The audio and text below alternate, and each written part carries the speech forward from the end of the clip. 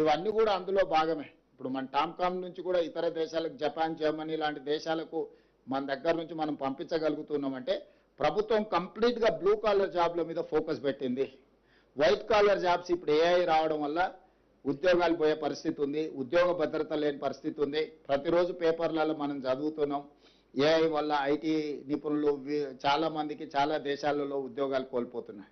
కానీ అదే skilled, semi skilled ఈ బ్లూ కాలర్ జాబ్లకు ప్రపంచంలో విస్తృతమైన డిమాండ్ ఉంది.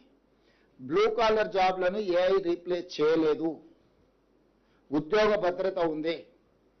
వాళ్ళకు కావాల్సిందల్లా సాంకేతిక నైపుణ్యాన్ని నేర్చుకోవడమే.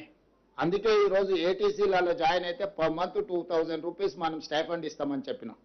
భవిష్యత్తులో స్కిల్ యూనివర్సిటీలో కానీ పాలిటెక్నిక్ కాలేజీలో చదువుకునే వాళ్ళని కూడా ప్రోత్సహించడానికి ఒక మంచి ఆలోచన చేయాలని ప్రభుత్వం అనుకున్నది. ఇంతకుముందే అధికారులకు, మంత్రి గారికి కూడా నేను సూచన చేయడం జరిగింది. తొందరలోనే ఒక మంచి ప్రతిపాదనతో ముందుకు వస్తాం. నా సూచన కూడా యువతకి, మనం ఏదైనా పని నేర్చుకున్నా, మనం ఏదైనా చదువుకున్నా మనకు ఉద్యోగం అన్న ఉండాలి, ఉపాధి అవకాశాలన్నా రావాలి.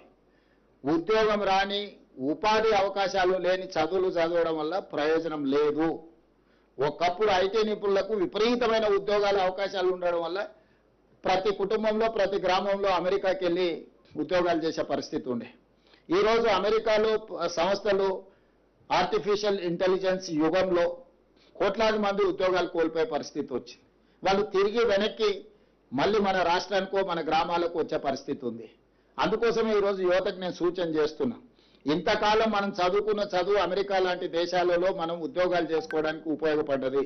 ఈరోజు మీరు సాంకేతిక నైపుణ్యాన్ని పెంపొందించుకుంటే జర్మనీ, జపాన్, సౌత్ కొరియా, లేకపోతే ఫిలిపిన్ ఇట్లాంటి చాలా దేశాలలో, సింగపూర్ లాంటి దేశాలలో కొన్ని కోట్ల ఉద్యోగ ఖాళీలు ఉన్నాయి.